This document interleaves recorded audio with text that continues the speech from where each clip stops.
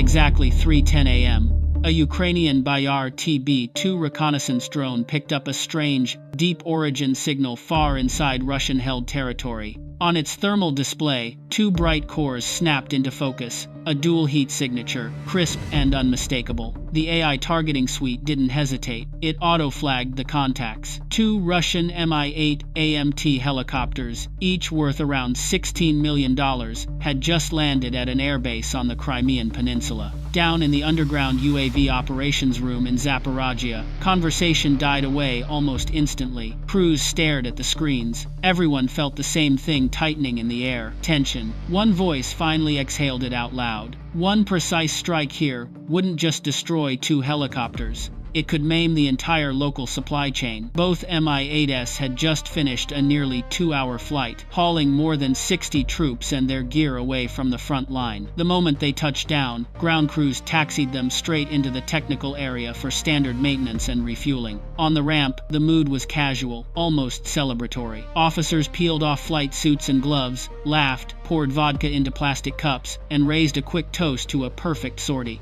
They had no idea that this routine flight was the breadcrumb Ukraine needed, the tiny trace that would give Kiev the exact coordinates of their hidden base. Like setting out a single sugar cube in the old ant game, Ukraine needed only one sweet lure to draw the ant home and then burn the nest.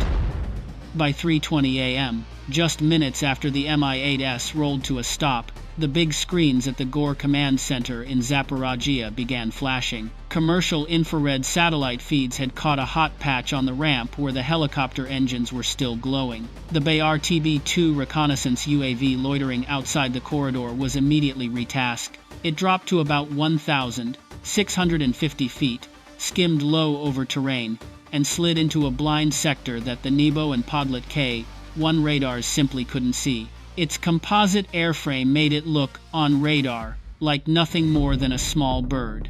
On Russian screens, it was almost a ghost. Electro-optical and infrared sensors locked onto the residual heat bleeding from the Mi-8 engines. The live video streamed back to the UAV command post in Zaporizhia, and what it showed made everything crystal clear. This was no random parking strip. At least two Mi-8s were staged for redeployment.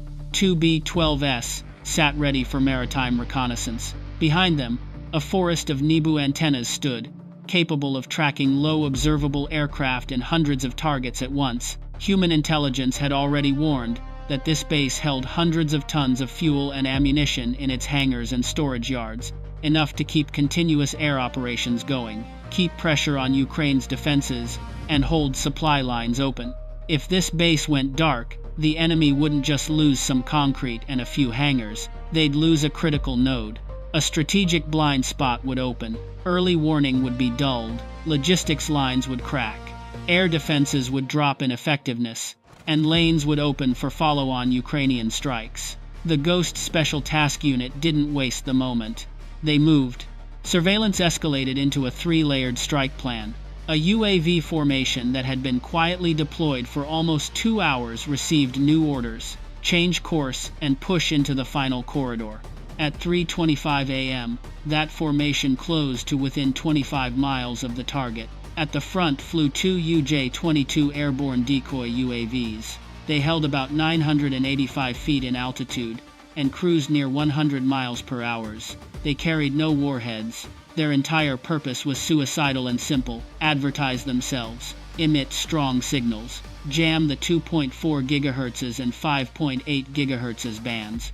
With carbon fiber skins and oversized airframes, they didn't try to hide.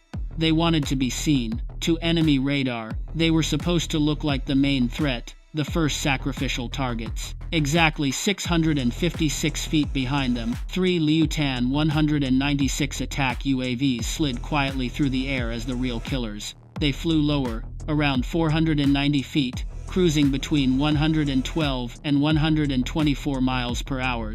Each drone carried a 165-pound shaped charge warhead. The trio held an arrow formation, tight and disciplined. They emitted no signals at all. Guidance ran entirely on an internal navigation suite, completely independent of GPS. Their objective: a military airbase in Crimea, its coordinates confirmed less than 5 minutes earlier. From the moment they launched, The formation transmitted no control traffic on open bands. Every movement followed the rehearsal script, down to the second. The bait was about to hit the tripwire.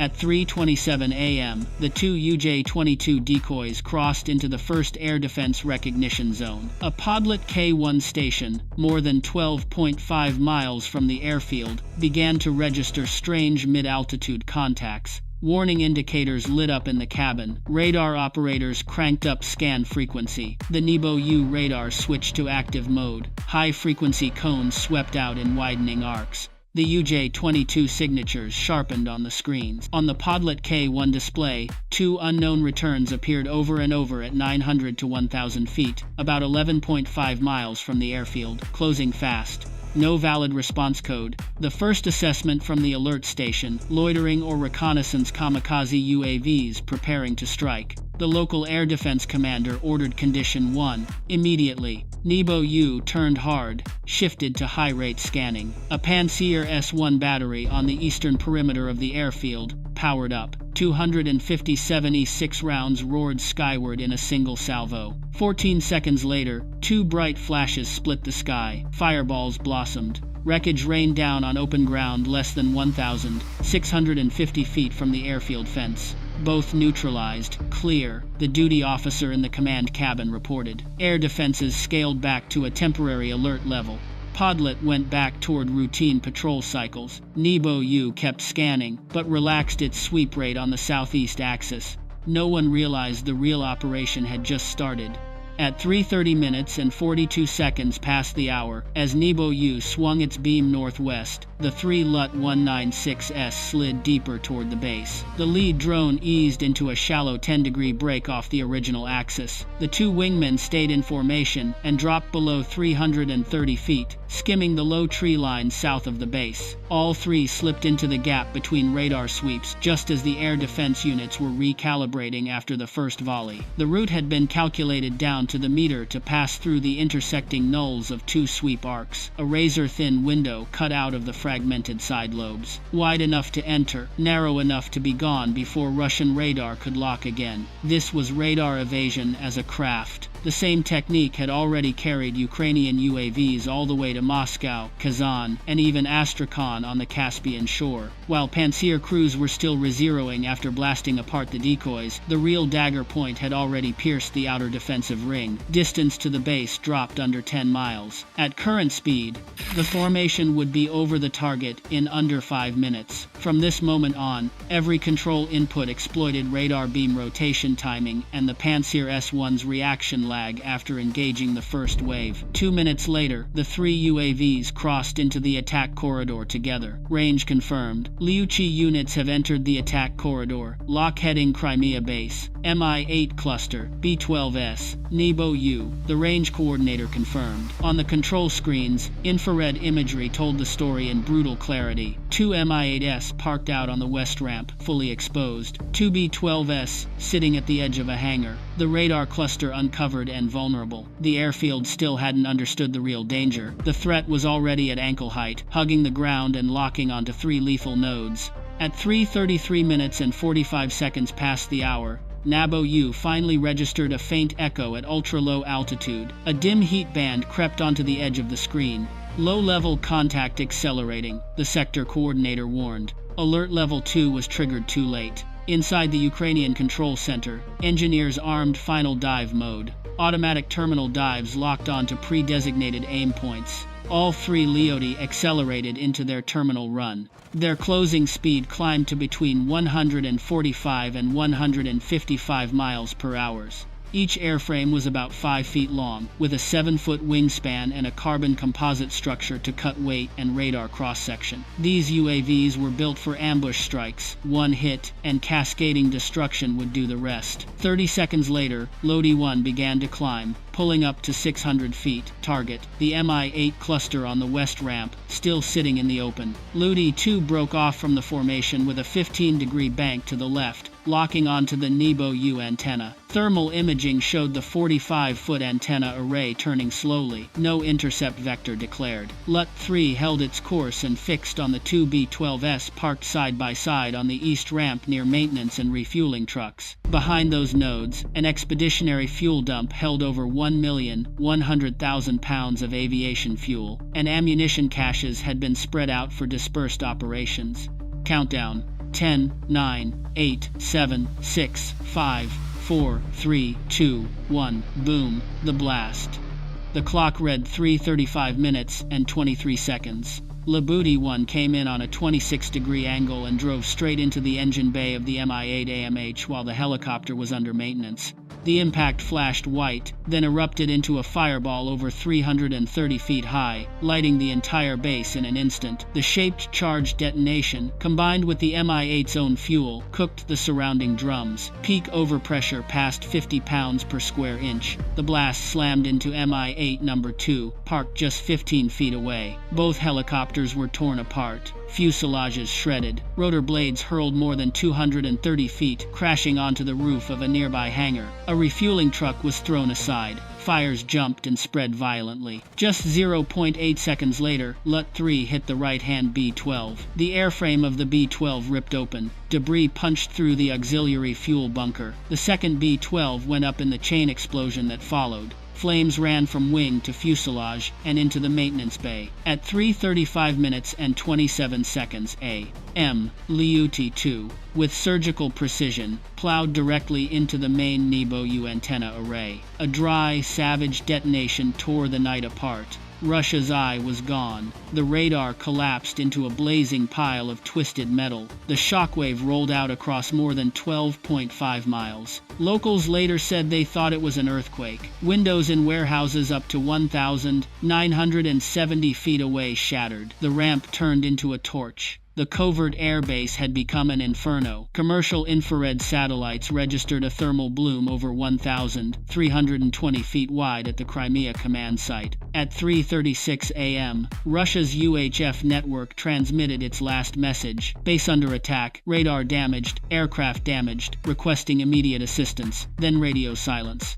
In under 7 minutes, the strategic airbase in Crimea had lost all defensive and air control capability and was burning out. From the main radar to the MI-8 cluster, the entire west ramp was consumed. Fires climbed into the sky. Black smoke streamed for hundreds of meters. Blast pressure hammered warehouses nearly 1,970 feet away. Within 2 minutes of impact, at least 7 secondary detonations went off, burning fuel, spreading pool fires, serial detonations in the B-12 munitions bunkers, a backup command vehicle destroyed by blast overpressure. By 4:15 a.m., commercial IR satellites had logged a high-intensity hotspot over West Crimea, with a radiant area greater than 350 meters. Telegram clips from Jangoy residents surfaced, showing massive night fires, hot shrapnel raining onto roofs, and military police sealing off the area. Maxar imagery on the morning of the 21st of September showed the damage without ambiguity. 3 Mi-8s reduced to charred frames. 1 B-12 twisted beyond recognition. Nebo radar collapsed, its antenna broken and dead. The ramp blackened across more than 984 feet,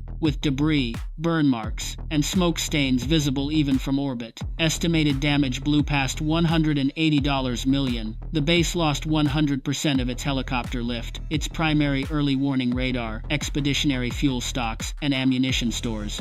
Logistics operations froze. For Ukraine, the strategic effect was decisive. This wasn't some generic staging strip. It was one of the few remaining expeditionary airfields in central Crimea. Russia had been using it to redeploy attack helicopters, fly B-12 maritime patrol missions, and run resupply flights to forward hubs in Kherson and Jankoy, critical links in the operational logistics chain. With the base neutralized, Moscow now had to re-engineer its southern logistics. Cargo flights would have to route farther out, transit times would grow, detection risk would rise. Jankoy's air defense radar no longer had compensating coverage, leaving a 90-kilometer blind sector to the west, an opening Ukraine could exploit in future operations. Ukraine had forced Russian defenses to shuffle, disperse, and expose their gaps. Every reaction created new targets for GER and Ukraine's UAV forces.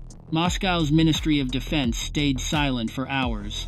Officially, nothing had happened. Only later did Telegram channels post a vague line: a technical fire had occurred in Crimea, cause under investigation. OSINT analysts didn't need the statement. They matched coordinates with thermal imagery. The struck area lined up perfectly in before and after satellite mosaics. The once hidden base now had its coordinates laid bare to the world. Operation Ghost was far more than a UAV raid. It was a preemptive punitive strike that shattered a key defensive node in Crimea. With the Nebo radar gone, early warning on the northwest axis of the peninsula vanished. The MI-8 lift cluster for troop movements and fast assault was destroyed. B-12 maritime reconnaissance capability was heavily degraded. Fuel and ammunition caches were wiped out, grounding Jangoy air activity for 48 hours. In the aftermath, Russia was forced to lock down the base perimeter, deploy additional Padlet K-1 air defense systems, and suspend all low-level flight operations in the area. With just 3 low-flying UAVs, Ukraine had turned what once seemed an invulnerable base into a field of wreckage. The message was simple and brutal. In modern war, timing and tactics can outweigh the most expensive hardware.